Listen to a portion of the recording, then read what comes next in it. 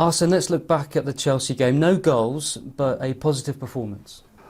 I believe so, that we started with the right intensity, putting in what we wanted, and tactically I think we have been quite strong for 90 minutes.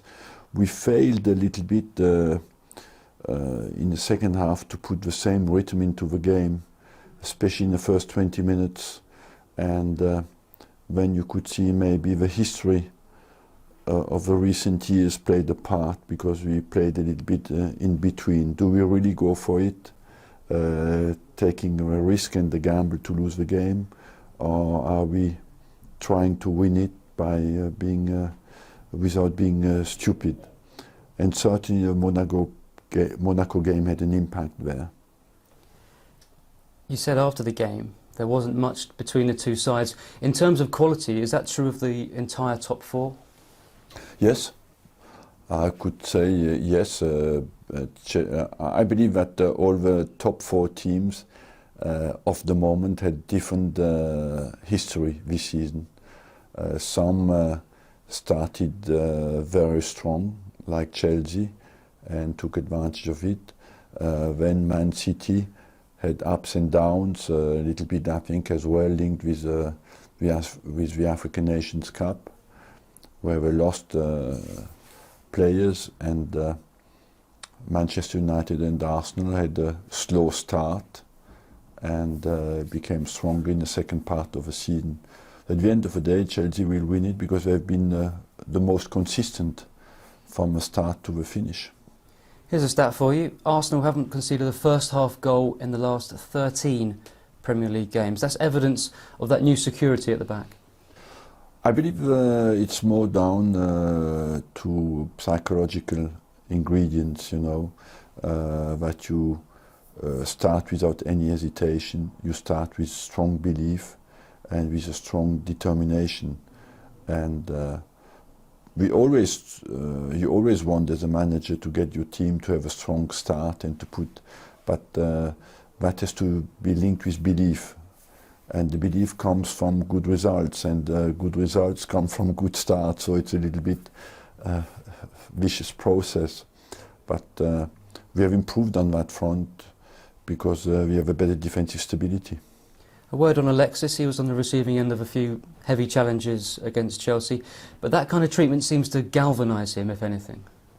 He's not afraid of physical contact, and but I still believe that in that game Ivanovic deserved an earlier yellow card, and that would have had an impact on the game, because we could see that when he got the yellow card in the last 10-15 minutes we created some chances on our left side, because he could less go into challenges, and but Alexis is not afraid of any challenge.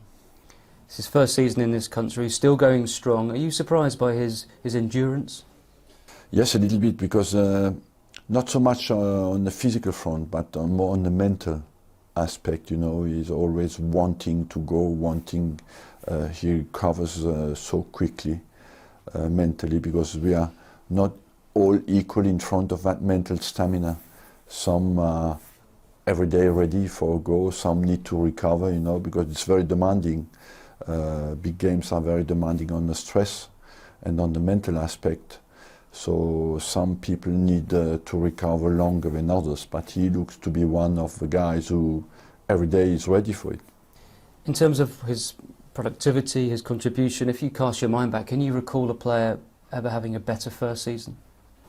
It's difficult because I'm here for a long time to remember every single individual, but it's certainly exceptional to have such a straight impact on the team and on the results in the first season.